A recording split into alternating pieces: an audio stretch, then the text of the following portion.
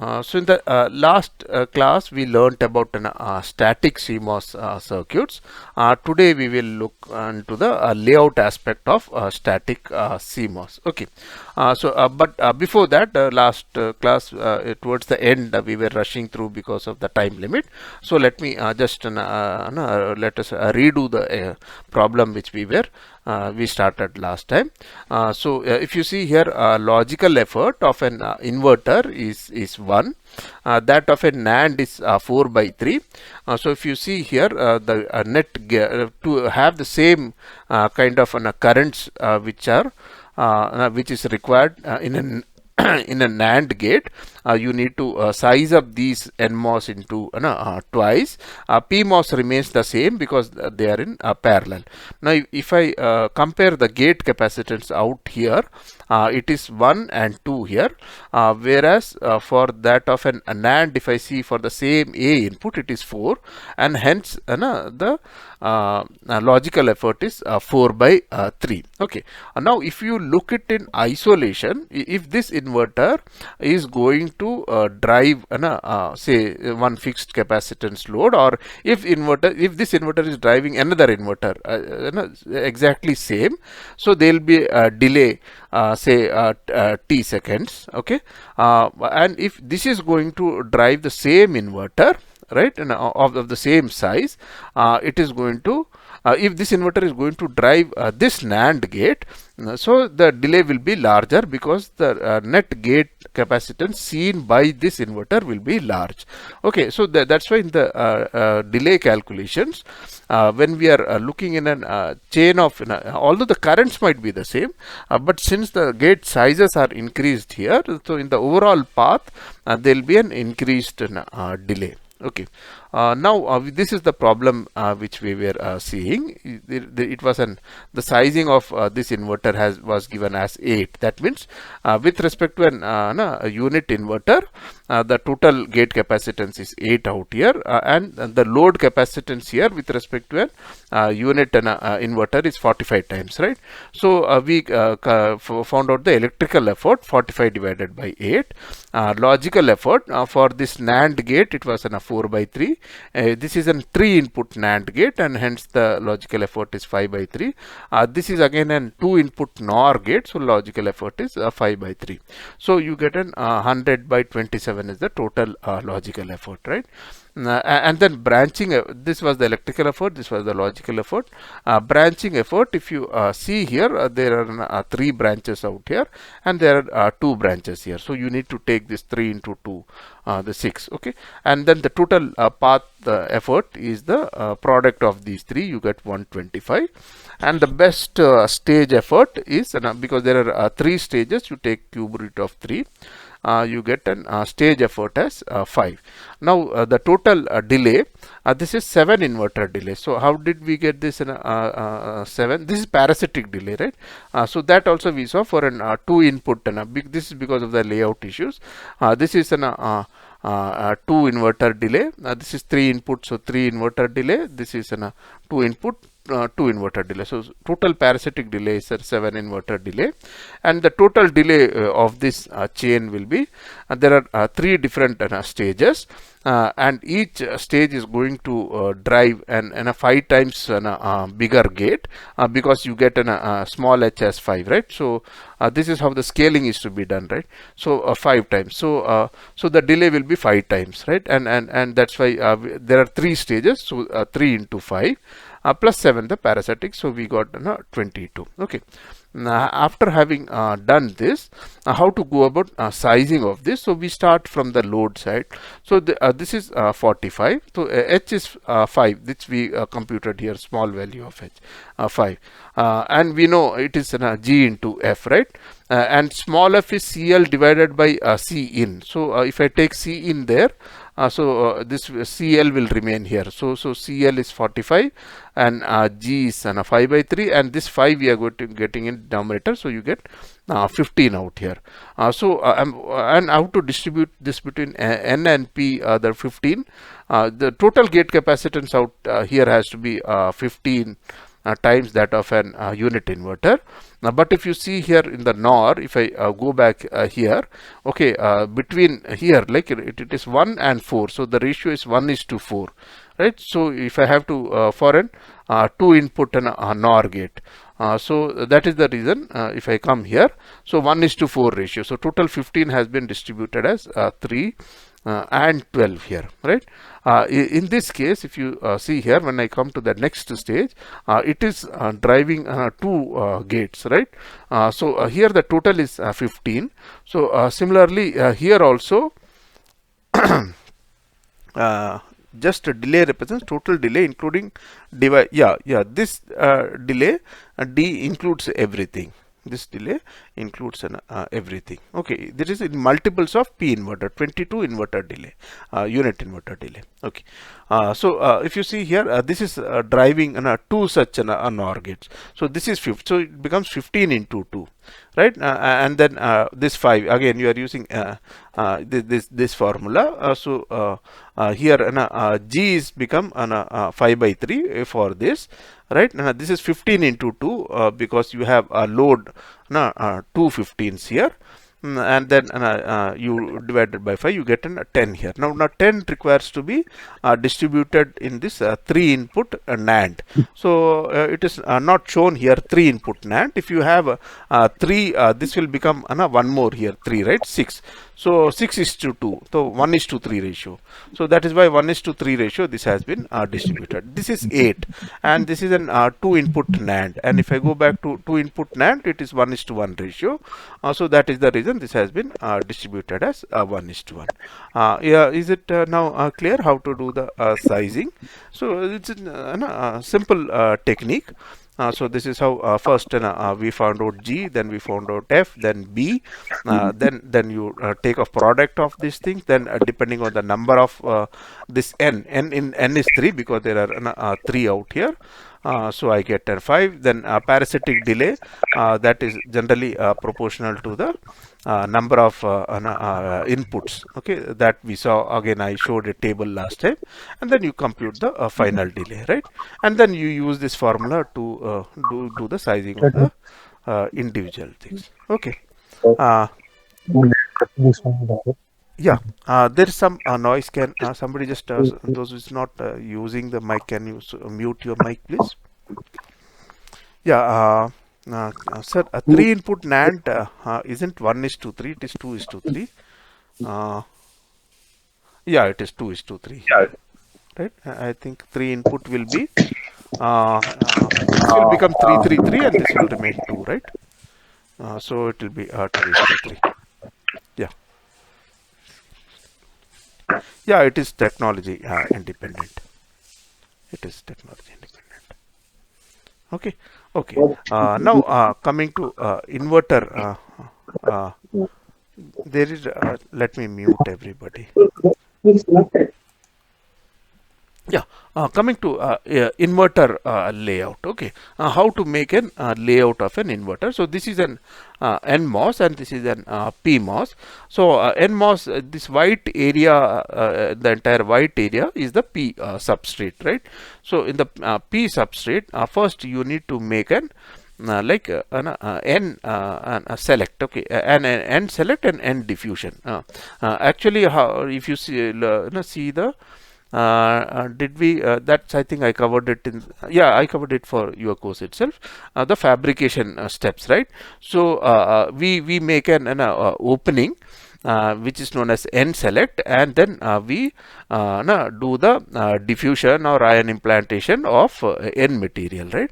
So so this entire thing will be known as N select, but then in the edges you will find that okay, the N region is not proper, so you take an inside that you have a small square which you call it as an actual source and a drain regions, and then you put an poly and you put an oxide, and then you grow the poly. So this will become source, drain, and the gate. So this width will be known as the length of the gate, right? So this is an NMOS, right? You have an NMOS, N select, and then you have an N diffusion, right?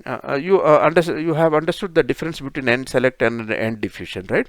So when you are making a window in photolithography, you will open a window, okay, which is known as end select, and then you will do the implantation, right? But then you will define end diffusion like this, okay, because if this is the diffusion which you actually want, end select will be slightly bigger, so that there is uniform distribution. In the edges you will find it is not uniformly distributed, so that is the reason you have an no both N and N and diffusion, they are both, this is not P well, okay. P well is the white area which is there outside, right? So it is the P substrate in this particular case, okay. Basically you have a P substrate. Now you have to put an N region, right? So you open up, okay, a window.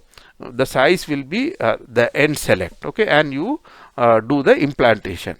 But you will consider the inside area only, leaving aside these areas as end diffusion, because in the edges the doping will not be proper. So although there is no separate window here, okay, but still this is considered as an end diffusion area, which is the active area of the device, okay. So that is what. So you make an gate here.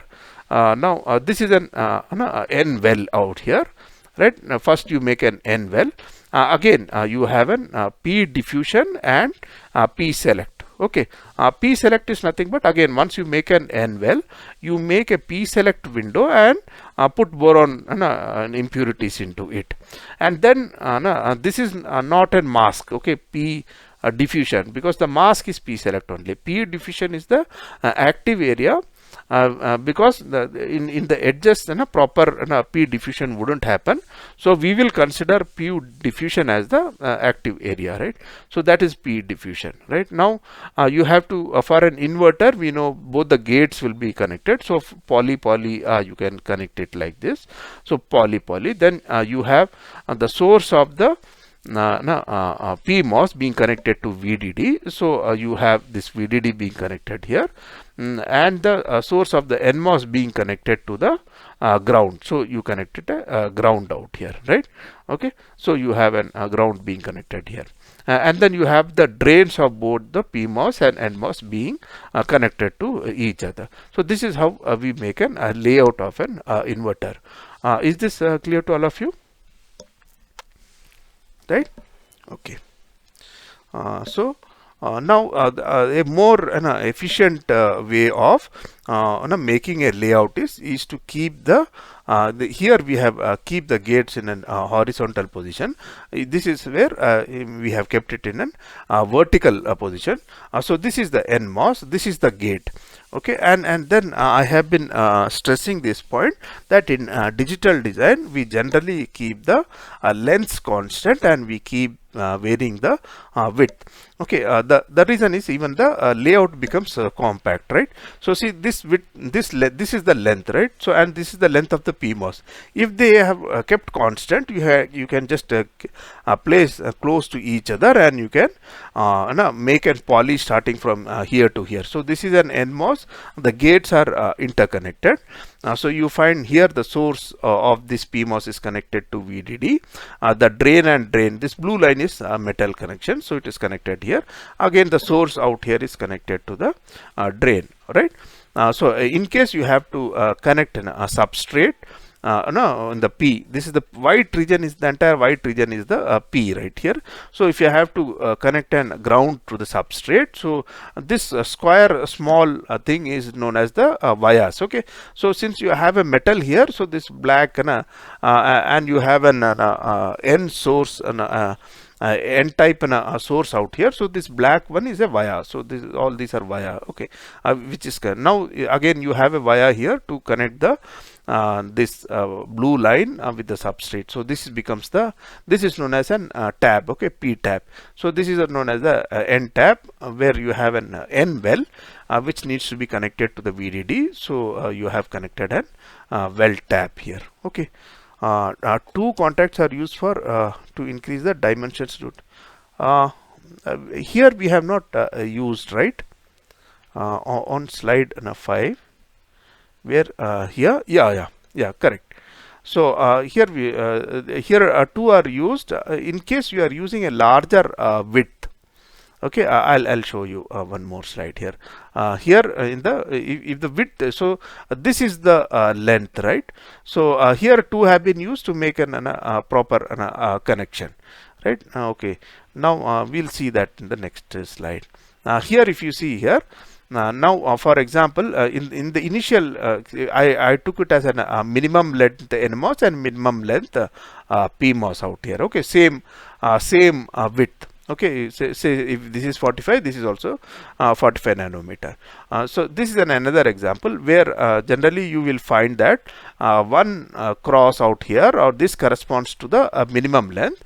So if I take this as a 45 nanometer layout, this NMOS will be 90 width. So this becomes the width, right?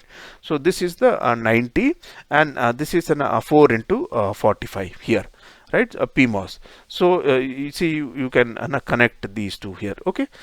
So there was one question in the last class or something that sir, is W doesn't it change the process? No, it see, that is a variable available with the designer. So only the layout gets changed like this. It will occupy slightly more space. So you have used an PMOS with greater width. So obviously it will take slightly more gate is this is the channel length, okay, from here to here, right?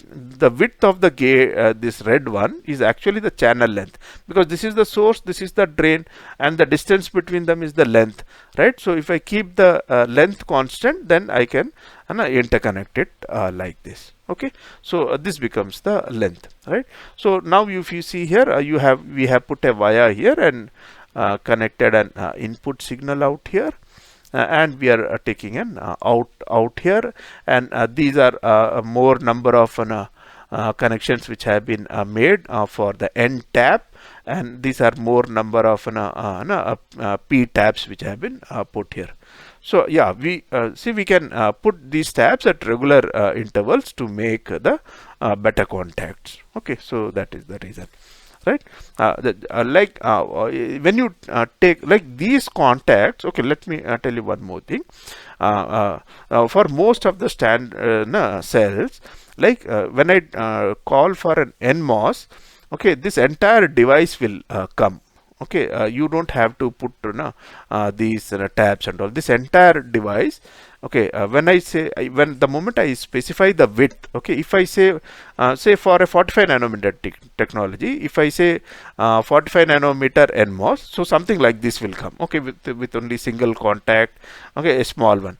If I call for a 90, something like this will come. Okay, if I call for a 180 nanometer PMOS, something like this will come here, right? So but when you are making, say, connection to the ground rail, there nothing would come automatically. So you need to place these kind of contacts at regular intervals. Similarly, these tabs. So if you don't put it at regular intervals, it might prop out an DRC error that they are very far off. Okay, there will be lesser contact resistance, exactly. So all those errors can come when you are doing an so these distances are also, you can't keep it very close also. So all those things will be checked in the DRC. We learnt about DRC checks, right, in which all the distances will be specified. How many tabs we need to place like that? No, you can just see in the DRC checks, it is actually given for this to be at technology to technology, it will be slightly different. Like you can keep it at regular intervals. If you keep it very far, you will get an DRC error. So when you click on that DRC error, it will say 2 tabs are placed and more than this many lambda distance. So you generally come to know. Okay, width of the like VDD and VSS width will be depending on the current which is going to flow in these lines, right? So the So depending on that, the sheet resistance of these different metals are known. So depending on that, we can decide. I think post midsem we'll see the modeling of the interconnects, in which we'll learn about the sheet resistance and all. So to keep the resistance low, so depending on the current carrying capacity, okay, so you can decide the width of these lines. Okay, if you are VDD and rule has depending how much current is going to flow in the circuit, so depending on that, so that you can decide that. Okay. Now here you see this is an inverter. This is a standard cell in an inverter layout itself. Okay, here we picked up an MOS and an PMOS and that did the interconnection. In certain technologies, they provide an standard inverter cell layout cell itself. Okay, so standard inverter is there. You pick up the layout also. The entire inverter layout gets picked up. Okay, in this case, what is done is you have the entire poly in output is also poly. Okay, so you have this 1 2 3 4 4 lambda right, and width of NMOS, and accordingly 1 2 3 4 5 6 7 8. Okay, so it is there. So you will find that this is also an poly only, because these two regions are connected by metal, and there is a via put here, and then you have an poly also. This is some of the standard cells which you will find. Layout is already available. This, okay. So the advantage of these kind of cells is that say suppose this is one inverter, this is the second inverter, so you can run a VDD rail, input one line, input two line. These are all metal. So wherever you want to make a connection, these vertical lines are all poly lines coming from input and output lines which are coming from the inverter. So wherever you need to make an between between two layers, you put the appropriate via. Okay. What is the difference between via and contact? Okay, it is actually what an via does is it makes an contact between two layers of metal or conductors. Okay, it can be between a poly and metal 1, or metal 1 and metal 2 and metal 3. Okay, so there will be poly metal or metal 1, metal 2, metal 2, metal 3, like that. There will be an insulator in between. So via is nothing but cutting a hole in the insulator and depositing metal. So that is what is generally we say vias. Okay, so via is essentially connecting two adjacent layer of metals, or even the poly. Okay, contacts generally we use for say like source region contact, drain region contact. Okay, because there is an already N plus region, so we cut a small hole in the N region and put a metal over it, so that the drain and the source can be accessed. So that is what we call it a contact. Okay, so that is the small difference between via and contact. Okay, now stick diagram, right? Somebody, I don't remember the name. I think there was a huge demand for a stick diagram. I had to push it for a few weeks. Okay, because I had to cover the CMOS first and then only come to stick diagram. Okay, so what is an stick diagram? So see here, now you see two inverters have been placed here. So rather than drawing an inverter always, just to give a rough idea about the layout, we can draw something known as stick diagram by using different colors. So if you see here the gates, this is the gate, this is the gate, this is the source drain. So here the source is connected to VDD for the PMOS, the drain is connected to the to the ground, and then the source and drain are interconnected. And okay, so this is one line which indicates the PMOS, NMOS, and the gates are interconnected here, right? So yeah, minimum metal spacing is decided by the DRC. So this is how this inverter can, in the for just to give a rough idea about the layout, it can be represented in an stick diagram. Okay, so these are not any, there is no standard colors which are specified. Okay, these are some of the, in some books you will find these kind of colors being used. Some other books use a different color scheme. So essentially you can draw a stick diagram. Okay, this is representing an inverter. Is this inverter stick diagram understood? How to draw a stick diagram? Okay, okay, yeah. Now if you see here, here in this particular case, right, they are these are placed horizontally.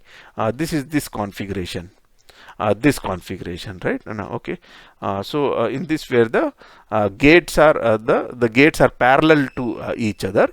Right, no, yeah, gates are running horizontally like this. So you make a connection like this. So the stick diagram would be the equivalent stick diagram would look like this, look like this, right?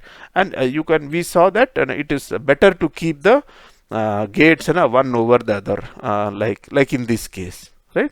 So the corresponding stick diagram will be like this. So this is VDD, this is ground, this is output, and the gates are connected. Is this now okay?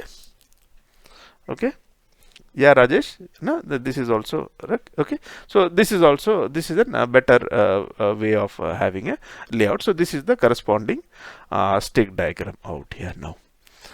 Now you also have a dual inverter. Okay, this is again a standard cell. Okay, so here if you see, I use multi-finger devices. That is, I call for an NMOS.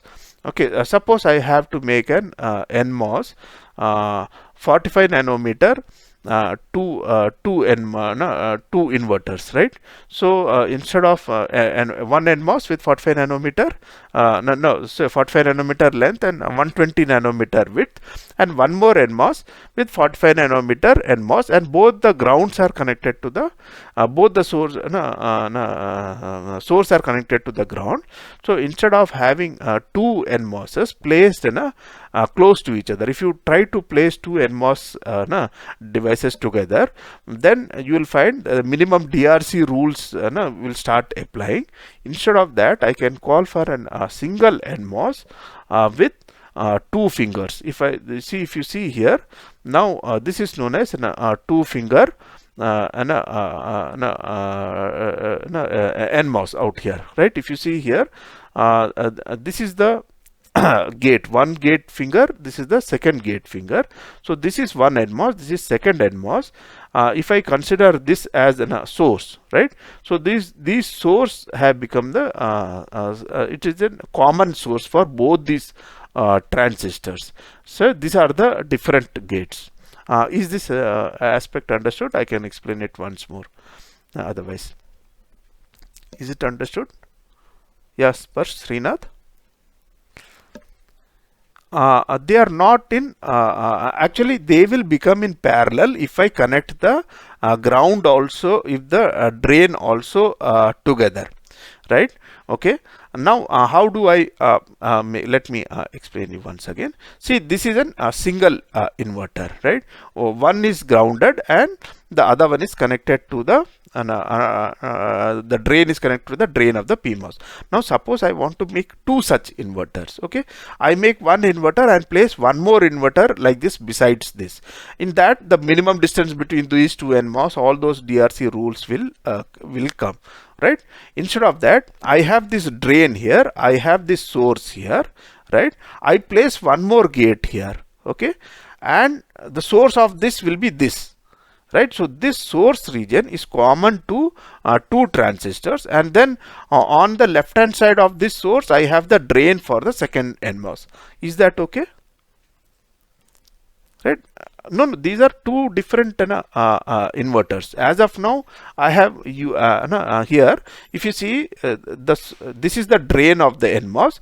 This is the drain of the second NMOS. The source is connected to the ground. What about the drain of the first NMOS? It is going to this PMOS. This is going to this PMOS.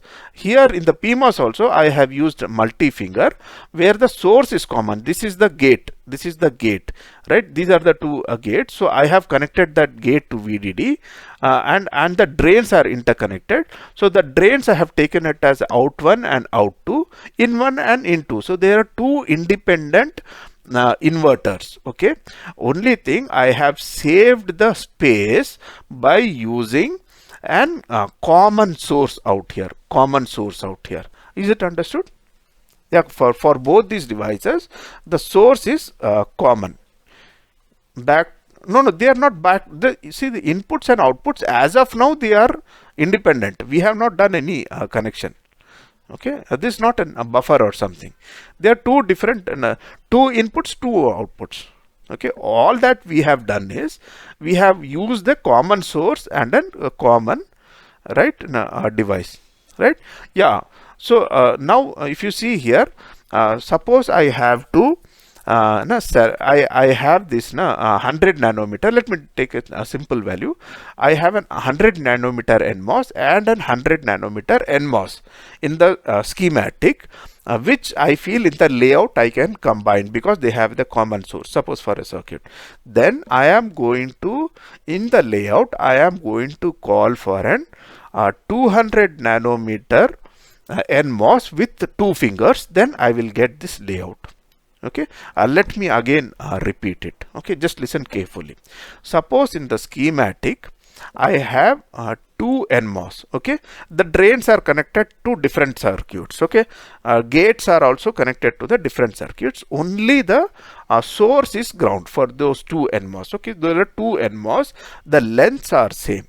The source is connected to the ground. Drain are connected differently to some particular part of the circuit. The gates are connected differently. But in the layout, to optimize it, because of 3 conditions are meeting here. One, the gate length is same. Okay. Second, the gate width is also same. Right, length and width are the same, and one of the terminals is common, like in the 2 NMOS, it is the same ground. So in and both the transistors, if they are 100 nanometer, in the layout, okay, in the schematic, it is 2 different transistors, transistor M1 and transistor M2. In the layout, what I do is I call for a single transistor with length instead of width instead of 100, I call it as 200, and then I specify that there is going to be 2 fingers. Okay, then this will come. Right. So the number of transistors, if you see from the schematic, from the layout, it will be different. But when we do the LVS check, this will match it. It will take it as 2 transistors and match it accordingly. Is it okay? Right. Mento graphics, and I'm not very sure, but in Cadence, this is what we do. I guess it will be the same. This is 2 fingers. Yeah, there are 2 fingers means because there are 2 gates. Okay, there are 2 gates out here. This is 1 gate. This is the second gate. Okay, so this is how we do dual inverter layout. Okay, now if we expand that philosophy for a NAND gate, I have 2 transistors here, NMOS, right? So I take it as and a single NMOS with 2 fingers. Right, so this is grounded out here. So one terminal is grounded here. This is a common terminal between M1 and M2. So this becomes the common. The third one is going to V out. So I have a metal which is coming to V out. And for the PMOS network, you will find that okay, the common terminal, one is the common terminal which is connected to V out. So from here common, I have taken it to V out, and these 2 are connected to VDD. So these 2 are connected to VDD. Okay, you can do this. The other option here is you connect this to VDD. Right, and you connect these 2 to the output. Okay, there will not be this connection, these 2 to the output. So all that option is also available with us. Okay, is this layout thing clear to all of you, how this has been done? right? Okay, okay, good. So that is NAND layout. Uh, this is again two input NAND layout. Okay, a standard cell.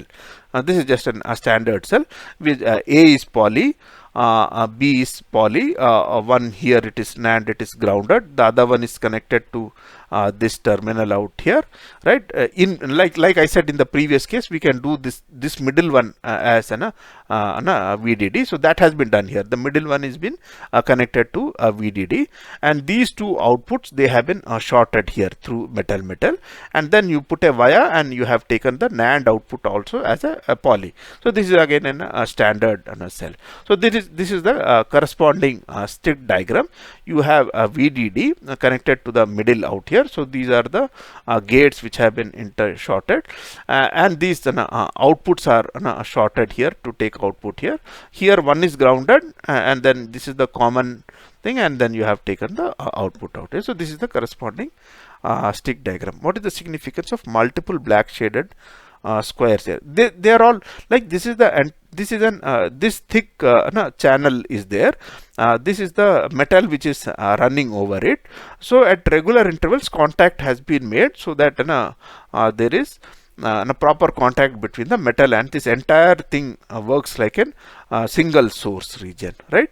So that is the reason of this. Wherever this metal black boxes has been made, either there is an contact, in this case this metal and between the source region, or there is an here in this case also here it means this big square means an via between poly and metal.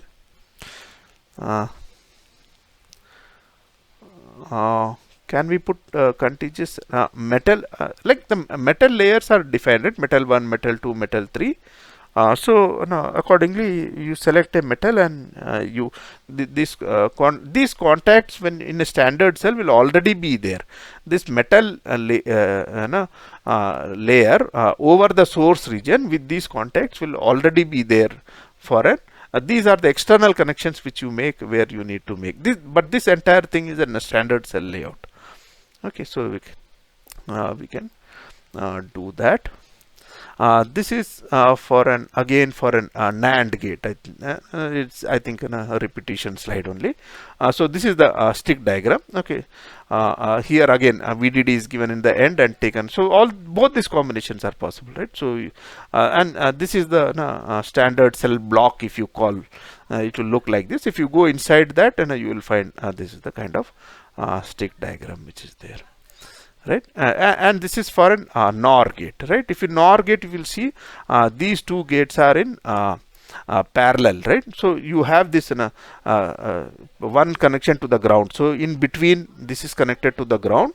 The gates are there, and the source and the drain have been connected through this metal. They are connected, whereas here they are in series. So you have a VDD being connected to only one portion. Then you have this common, and then the third one here, that becomes the output which is coming below and making a contact here, right? So this is for an NOR gate, right? Stick diagram was for AND 2. No, this was for NAND 2, right? For NAND 2, yeah. So so this is for NOR. This is the stick diagram, right? So you see here because the two transistors are in parallel, so it has been grounded here, and here it is in series. So it will come like this, and right, for an NOR gate you will find the PMOS is in series and the NMOS is in parallel, right? Yeah, so there you can do a lot of artwork out here, right? Okay. So this is for a 4 input NOR. Accordingly, you can expand it, right, in a 4 input NAND out here, right? So these are all kind of like it is coming from VDD, then A, B, C, D, and then it is coming out. So it is coming out here, like whereas here it is all in parallel. So you take this as a ground. Okay, this is between this is going to be Y. So this and this has been shorted and taken as Y, and then alternate ones have been grounded out here. So this is 4 input NOR. right? Now we'll take on Euler path, another 2-3 slides, and then we'll go for a break, right? Now, if you see here, now what is Euler's path? So, just seeing the schematic, the way the gates are arranged. So, here A, B, C, D. Okay, you can do this, but for an optimum layout, that need not be the case always. Okay, now in this case, if you see here, so we have something known as Euler's path to decide the optimum layout structure. Okay, so now suppose in this schematic, what I do is I start from a point and then cover all the transistors, and I do the same thing for an PMOS also. If the same path is equally applicable to A and for the PMOS and the NMOS, then I will use that ordering of transistors. For example, here I start from here A. Okay, I go to B, and then B, I cover B, I come to C, and I come to D. Is the same sequence possible in PMOS? A, B, C, and D. I should not cover a device 2 times. Okay, single times. If in a single, I have to make a loop in which each device I am covering it only once. So A, B, this is C and D. Similarly, A, B, C, D. So this sequence is equally applicable to for NMOS and for the pull down and the pull up network. So I make this A, B, C, D. Right. Once I write A, B, C, D out here, then I have to make the connections here. So I start from here. This is a ground of A, right? So I put ground for A, right? And then what is it? The next is this is B, and in between this is the this node, right? So that I time being I keep it like that, and then and B, the other end of the B is grounded, so I have put it as ground, and that is common to C also. So this is C out here, and then the output of the C is actually connected to this node which I have left it open, right? So I now connect these nodes, right? So because I had left it open, and then I have a D out here, right? And D one is connected to the this output is connected to the, it is going towards the output. So I have put this connection here. Is this thing clear to all of you? Shall I go back? Right? If I see this is A, okay, here I start from the ground, so I make a ground connection. Then this is A, this is B, this is junction of A and B, junction of A and B. Presently I am leaving it as it is. Then I come to C, right? I come to C again. BC junction, this is B, this is C. The BC junction is grounded, so I put a ground here. As I move this, I keep making the connections, and then C to D I come here.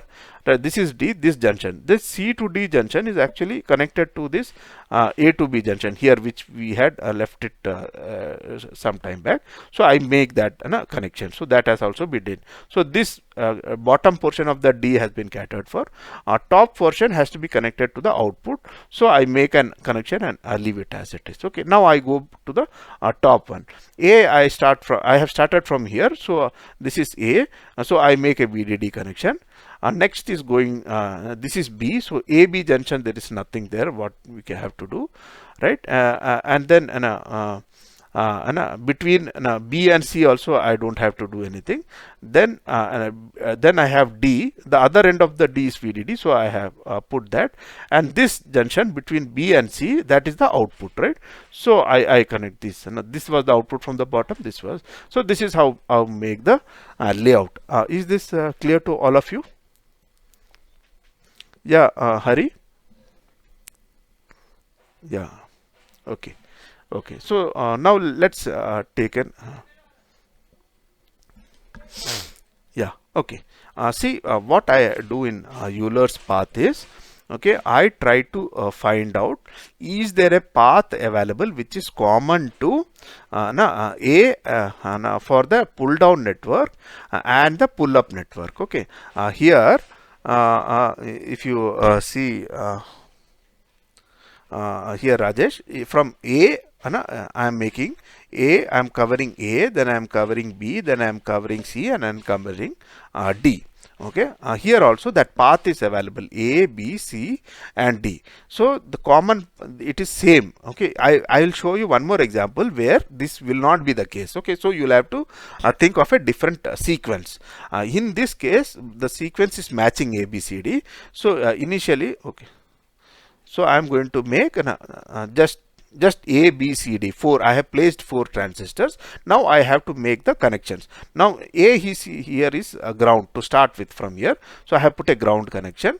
Next is, these are the gates, right? Red color ones are the gates. So this is the source and drain. Now I have put this source. The drain of A and B are interconnected. So they are already interconnected. I don't have to worry about that. And then the source of B is grounded. So source of C is also grounded. So that is C is also grounded. The drain of C is actually connected to AB drain. So I make a connection like this, drain out here, right? So I make a drain connection out here, right? And then D is again connected to one output in this junction, and D is also connected. So that is already done here because we have taken this connection from here. This is going to Y. So I put an metal wire and leave it here, right? For an NMOS, A and B are in parallel, and for PMOS, A and B in series. Right now, if you see here, if you make a layout, it is exactly replicating this circuit. That's the procedure what I am explaining it here. So this will become these are in series, these are in parallel, this will be in series. The way this circuit is, that is how it is mapped here. Right now, it is VDD, and then B. Right, this is junction between A and B. And B and C also there is nothing, no external connection, so this is not required. Between C and D also, and D is going to VDD, so I have connected VDD here. And the junction between B and C, this is connected to the output, so I make a connection here. So this can be mapped like this. Is it okay, Krishna? Yeah, this is I have not named it in this particular case because this is A, B, C, D. It is in the same sequence. In the next circuit I have named it. Okay. So let me take one more example out here. Things will be clear out here. Now if you see here, now let's take one ordering. Okay, order here I can make this C, B, A, D, E. Right? Will it work for P? C, B, A? It doesn't work, right? You can't make it. So the CBA will make a loop here itself. It will not cover D and E. So this particular combination is working for NMOS. It's not working for P, right? Let's take one more out here. C, B, D, E, A. Like I start from here, C, B, D, E, A. That is working well for the PMOS network. But what about NMOS? It is an C, B, right? And then D is here. So it's not working. That order is not working for the NMOS. So now what is that which works? We'll have to see what is the thing which works for both of them. Right. So here if you see, if I start from B, I come to C and then go A, D, E. B, C, A, D, E. So this is the combination this is the the path which works fine for both the NMOS and the PMOS. So this is the one which we are going to use. Is it okay? Yeah. So schematic this is done. For the layout, we are going to use this particular order.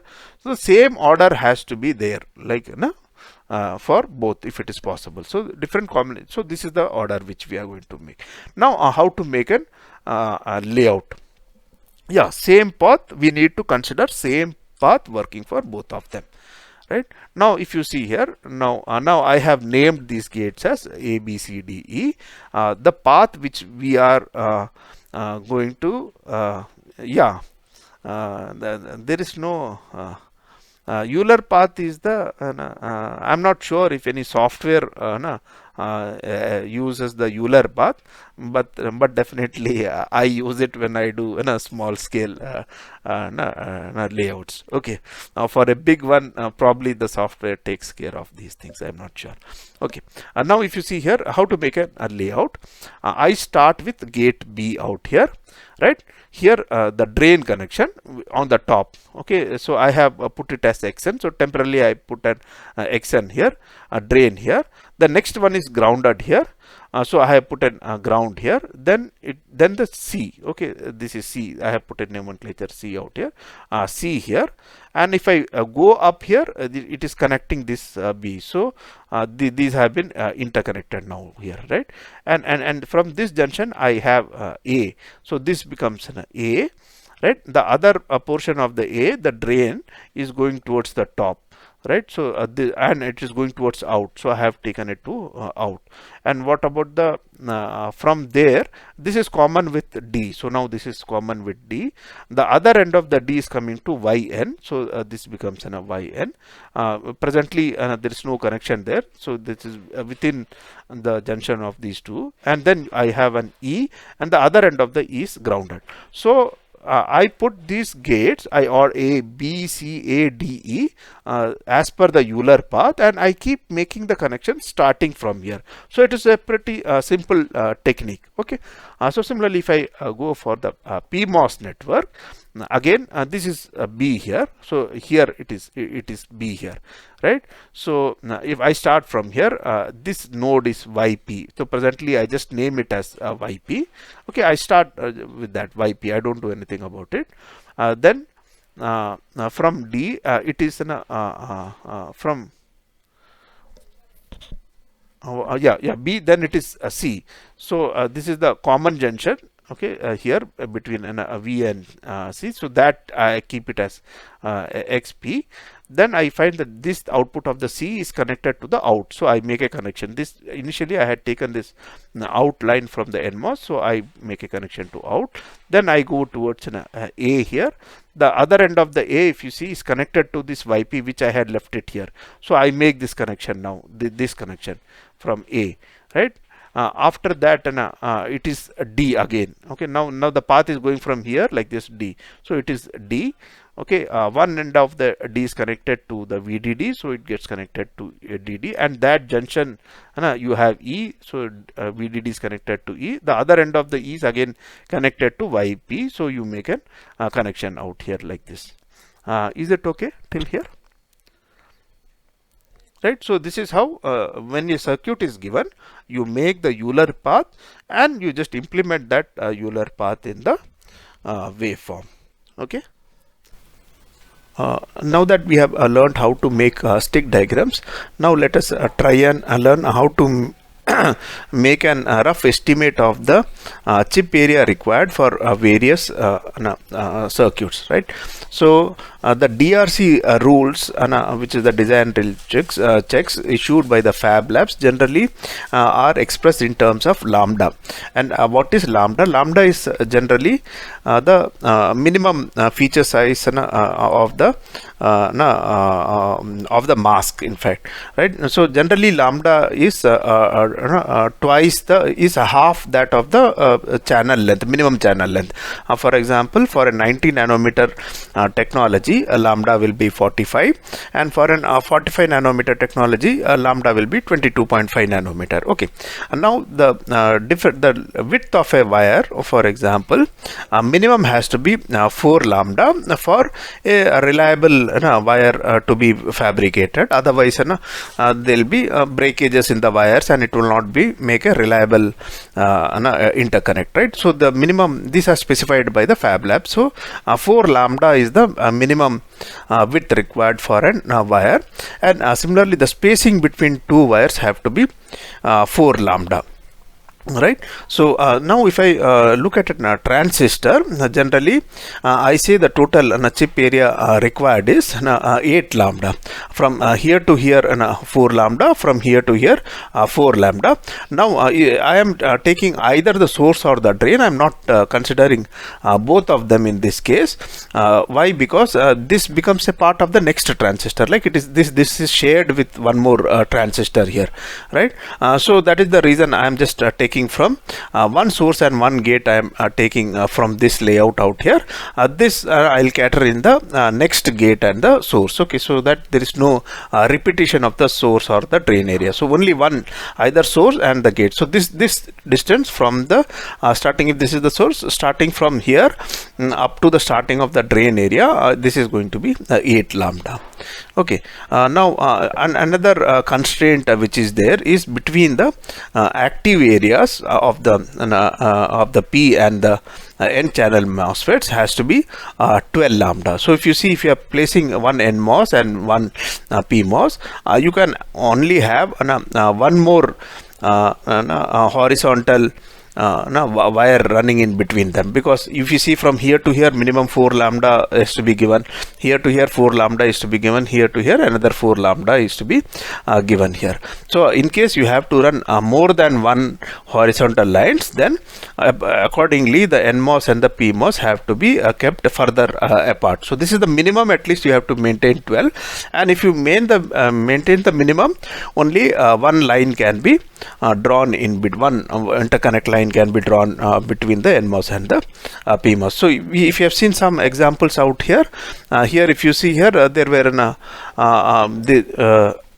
between and the NMOS there were multiple lines here, so more than 12 lambda spacing is required in these cases where multiple horizontal lines are there. Okay, having done that, now how to estimate the area? So the trick is very simple.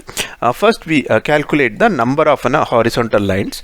Here for this is an example of an 3 input NAND. So you have a ground line here, and this becomes the right, a source and the drain line of the various NMOS, and then you have one more. So this is not up to scale. Okay, so this distance is more, you can see, but this is 4 lambda, this is also 4 lambda.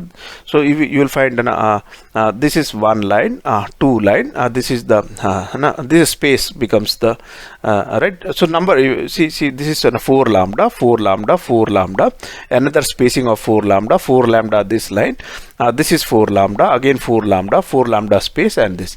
So if you see the number of lines, it is 1, 2, 3, 4, 5. Right, 5 into 8, so 40. So 40 lambda. So the simple way to calculate it is number of horizontal lines which are running into 8 lambda. Right, so that will be that. Now if you see here, this is 4 lambda, space is 8 lambda, then one more lambda here, one more lambda spacing here, this is lambda, one more lambda, one more lambda here, one more lambda, till here it is lambda, and then here also you have to cater for 4 lambda. Why is it that? Because if you are going to place one more cell on top of that, then that spacing also needs to be catered for. So that is how you estimate the area, right? So that this space is also one more spacing is cancelled. So with each cell, we don't cater for space on both top and bottom, only on one side. So if you have n number of cells, if you cater only on one side, then it can be stacked one over the other, right? So that is why this 4 lambda is scattered only on the one side. So the simple technique is either you take 4 lambda, 1, this is 1 4 lambda, 2 4 lambda, 3 4 lambda, 4 5 lambda, 4 lambda, 5 4 lambda, 6 4 lambda, 7 4 lambda, like you calculate like that. Otherwise we just calculate the number of horizontal lines, 1 2 3 4, right, and 5 horizontal lines, and into 8 lambda, so you get 50. Similarly for the transistors, for the horizontal axis, you have this transistor that we saw here, right, from where is it? Here from here to here, from the drain to gate it is 8 lambda. So if I from here to here it is going to be 1 8 lambda, from here to here 2 8 lambda, from here to here 3 8 lambda, but I am going to take 4 8 lambda because this is also left over, this plus and buffer of another 4 lambda because the next cell will come here. So in the horizontal axis I take the number of transistors is 3, so instead of 3 I take 4 into 8 lambda will give me 32 lambda. So the calculation is simple, number of horizontal lines into 8 lambda. Right, in this case there are 8 horizontal lines into 8 lambda gives 40 lambda. For the x-axis we take the number of transistors plus 1 into 8 lambda. Okay, so that is how we estimate the area on the layout. So you don't really have to make an actual layout. A rough estimation of the area required, chip area required, can be done from the stick diagram itself. When you see that, and when I have a full adder like this, so the carry gives this is a ripple carry adder. So the carry keeps propagating from left to right out here. So the sum keeps coming out like this, right? So it is more critical that we are optimizing the delay of the carry because that gets propagated. So that is the reason when we have a truth table like this. So this is the expression given for carry. I can make this is the expression for the sum. Okay, from the min terms out here. So this is the expression for the sum. Now since I am already generating carry, I can use the carry function in the sum itself, so that I don't have to implement this big expression because this carry is already implemented, so it will save me some transistors. Okay, so understood why I am not implementing first sum and then trying to use the sum in the carry, because because carry is more important, right? It can determine the overall speed. So I am generating carry. In fact, for the since it's in CMOS, I want to generate carry bar, and then I am using that carry bar to generate use in the sum expression, so that sum I can save some number of transistors. So this is a sum and carry like this. Okay, so if you see here, so this is how we learned doing it, right? You make an pull down network and you make them a complementary pull up network. So you can do this. Okay, now the only disadvantage out in this particular network is you see here there is 1 2 and 3 transistors which are stacked one above the other. Here you will find 1 2 3 4 transistors which are stacked one above the other. So accordingly these have to be sized up. Okay, it will take bigger transistors needs to be used. Okay, so to simplify this design, so what we do is, now if you see here, I'll explain for the carry, the same thing has been done for the sum also. In the carry, what has been done out here is to generate the carry bar. Okay, what we did, we took all these ones out here, right? We took A. Right, we made a box out of these two, and these two, and we wrote an expression here. And then now, instead of taking a complement of this and then making an pull-up network, instead of doing that, if I take these zeros and consider these to be ones, then I can make an pull-up network, right? Because first of all, this is the truth table for carry, so I am making a carry bar. Okay, so obviously this 1 will become pull down network and 0 will become pull-up network. Okay, normal procedure for CMOS implementation is we make the pull down network and we make a complement of it and make the PMOS network. Here what I am going to do is I am going to pick up these zeros out here and trying to write an expression for that. So if I write an expression, it will become A dash B dash. Okay, if I yeah, so I can pair up these zeros, so I'll get this expression, right? So now if I map this to here, a dash b dash, and take c dash common here, so I'll get this expression, right? So now if you see between these and this, only there is an invert bar. Okay, so all that I need to do for the invert bar is, instead of an NMOS, I use an PMOS. Okay, so this circuit becomes symmetrical, like it is C, AB, I get AB, A, B, and B. So it becomes exactly a mirror image. The NMOS network and the PMOS network has become a mirror image. Okay, so now these things are possible not for every circuit. In this particular case, there are total 8 different combinations, and out of these 8 different combinations, exactly 4 are distributed symmetrically, right? So this is not an generalized rule. Okay, you can do like this. So this is only specific to this, but in this particular case, it happens that it is enough. You can't do that for NAND like this, right? So NAND, NOR, or other gates. So it is just for a full adder. Since it is like, if even for the sum, you will find it is symmetrically placed. So that is the reason. So you can come out with this structure has been proposed by a few people, and it is widely accepted. So this is how an 28 transistor looks like. Now if you see here, there are only 2 PMOS stacked one over the other. Here 3 maximum, as compared to the original structure where there were 4 transistors and 3 transistors here, right? So the sizing becomes pretty easy and compact out here, right? Even the layout also becomes pretty easy out here as compared to the layout out here. If you make a Euler path and all, you will find here this is a much easier topology to get implemented. So this is how the 28 transistor looks like.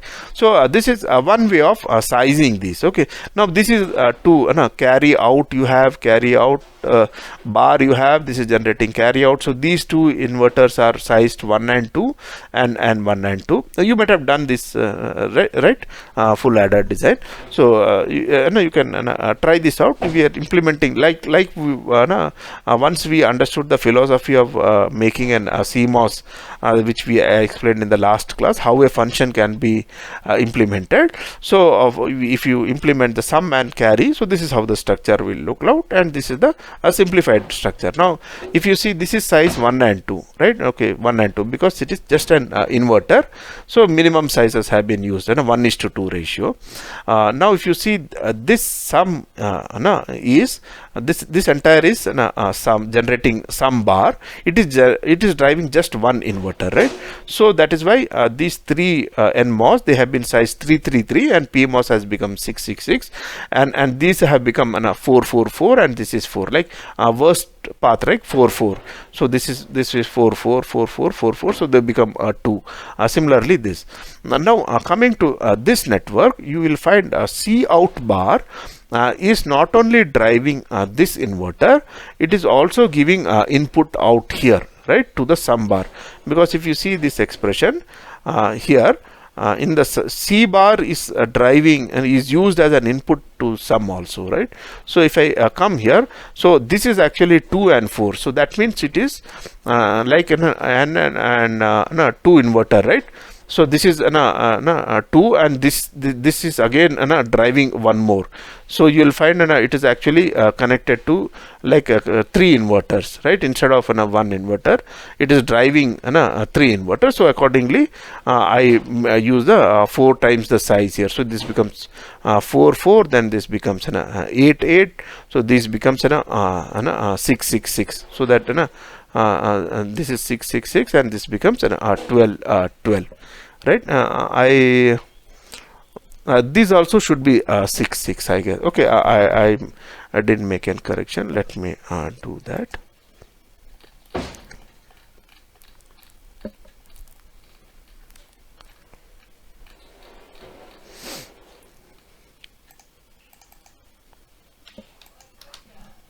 Right, because this is driving this particular stage is driving 1 inverter, and it is driving here 2 inverters. So that's why it's driving 3 inverters. So it should be 6.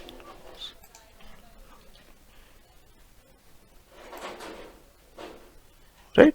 So this also will be 6, and accordingly these will be like, again, you have to cater for 3 electrical load is 3 out here, so this also requires to be 12 in this particular case also. So I'll make that correction before I upload the PDF. Okay, so I think with that we come to an end of today's class.